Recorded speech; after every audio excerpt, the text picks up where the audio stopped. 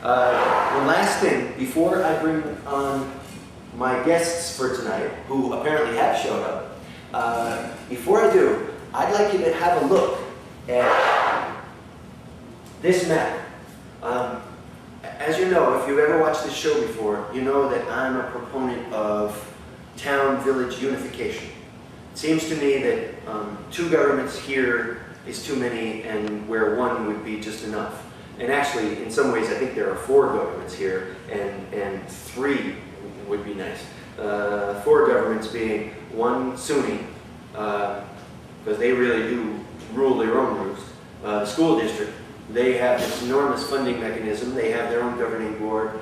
They have a jurisdiction, et cetera, and they seem to be a government of their own. And we have the town and the village, two municipalities.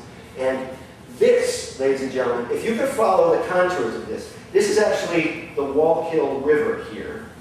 And there's this, and the village generally follows the line of the Wallkill River, except there's a little strip on the far side, on the west side of the Wallkill, where the flats are, that belongs to the village, and God only knows why. Anyway, but the village is an extremely odd shape. Usually you see these things that are squares or rectangular or even circular in some ways. Not in New Paltz. We've got, let me show you SUNY. SUNY is over here somewhere. And it's not shown on the map, although it is part of the village.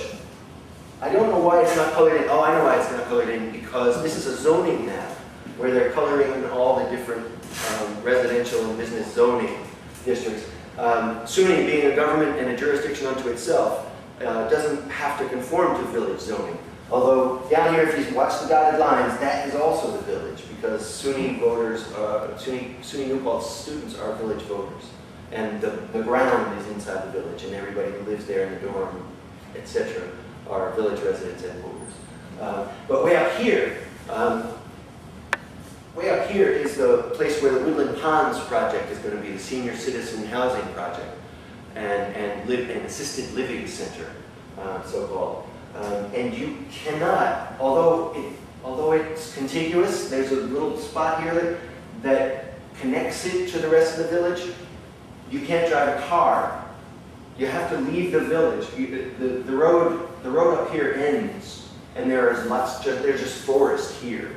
And the entrance to the assisted living center is going to be way out here on Northcutt Corners, out near the thruway actually.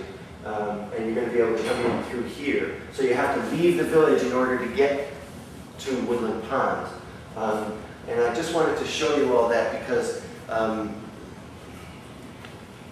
it's a really strange arrangement, and it's crying out for change. It makes really no sense to have the town over here and over here and over here and over here. You know.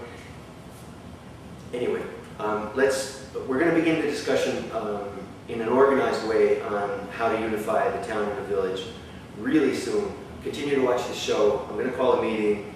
We're going to see what kind of general public interest there is and decide how we're going to go forward with it. I just wanted you all to see the shape of the village and give you an idea how, I don't know, irregular this whole business is. Enough of that.